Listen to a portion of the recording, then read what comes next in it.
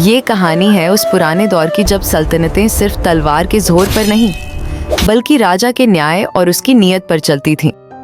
सल्तनत रुकनुद्दीन एक ऐसी ही जगह थी जहाँ के सुल्तान हमजा अपनी प्रजा के लिए किसी फरिश्ते से कम नहीं थे। सुल्तान के राज में हर तरफ हरियाली थी, बाजार रौनकों से भरे थे और लोगों के दिलों में प्रेम था।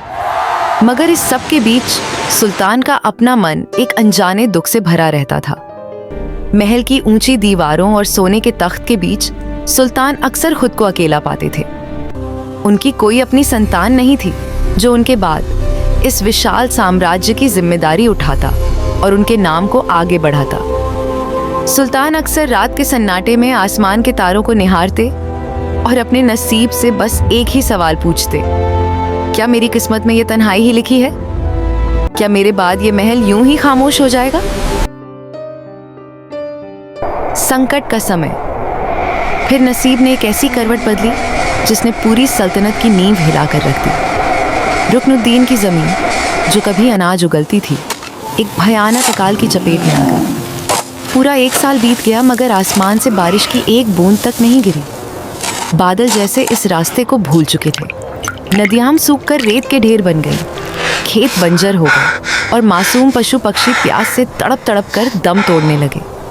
सुल्तान ने अपने खजाने खोल दिए, अनाज के भंडार अवाम के लिए मुक्त कर दिए, मगर प्रकृति की इस खामोशी ने उन्हें अंदर से तोड़ दिया था। अपने लोगों की तड़प और बच्चों के सूखे हुए होंठ देखकर सुल्तान का दिल छलनी हो गया। उन्होंने फैसला किया कि अब वो सिर्फ राजा बनकर तख्त पर नहीं बैठेंगे बल्कि एक सच्चा भक्त बनकर अपने ईश्वर के दरबार में पुकार लगाएंगे। अल्लाह के वली। सुल्तान हमजा ने अपने राजसी वस्त्र त्यागे और रेगिस्तान की जलती हुई रेत पर नंगे पांव निकल पड़े। कई दिनों तक धूप और प्यास से लड़ते हुए वो एक दूर दराज की पहाड़ी के पास पहुंचे। वहां उन्हें एक प्राचीन गुफा दिखाई दी जहां से एक दिव्य और नूरानी रोशनी बाहर आ रही थी। गुफा के भीतर एक अल्लाह के वली गहरे ध्यान में बैठे थे। उनके चेहरे पर ऐसा तेज था कि सूरज की धूप भी फीकी लग रही थी।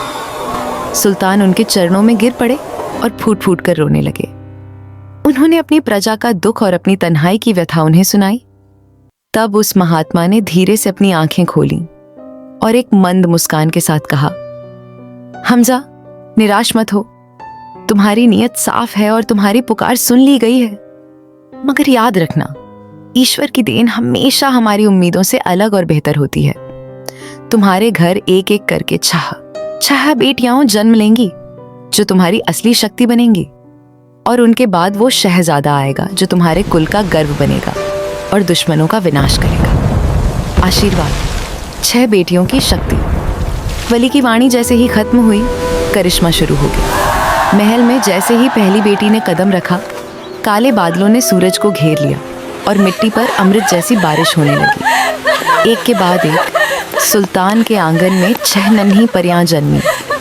सुल्तान ने दुनिया की पुरानी रवायतों को तोड़ते हुए उन्हें बोझ नहीं समझा बल्कि उन्हें अपनी ढाल बनाया। उन्होंने अपनी बेटियों को न सिर्फ साहस दिया बल्कि उन्हें युद्ध कला, तीरंदाजी और शास्त्रों के ज्ञान में निपुण किया। वो 6 बहनें शक्ति का रूप थीं, जो जब घोड़े पर सवार होकर निकलती थीं, तो दुश्मन भी उनका रास्ता छोड़ देते थे। सल्तनत फिर से हरियाली, नदियों के शोर और बच्चों की हंसी से महक उठी। सुल्तान को समझ आ गया था कि बेटियां ईश्वर का वो तोहफा है जो पूरी किस्मत बदल सकती हैं। वीरता, शहजादे का जन्म और युद्ध समय बीता और वो मंगल घड़ी आई जिसका सबको इंतजार था। उन 6 बहनों के बाद महल में शहजादा हमजा का जन्म हुआ। पूरी सल्तनत में जश्न मनाया गया, दिए जलाए गए और हर गरीब को तोहफे बांटे गए। इन 6 बहनों ने अपने छोटे भाई को पलकों पर बिठाया। वो उनका भाई ही नहीं, उनका गर्व और उनका शिष्य भी था।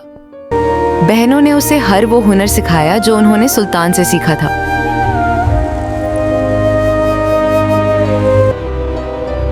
मगर खुशियों को नजर लगने में वक्त नहीं लगता।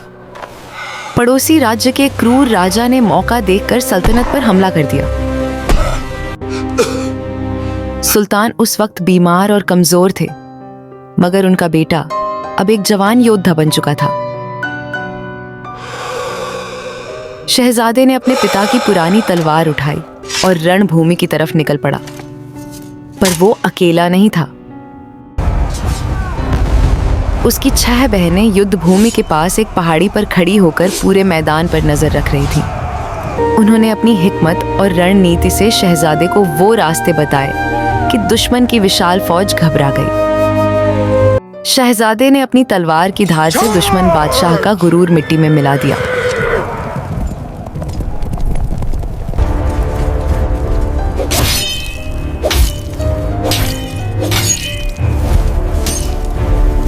जब शहजादा और उसकी 6 बहनें फतेह होकर लौटे तो सुल्तान हमजा की आंखों में फख्र के आंसू थे।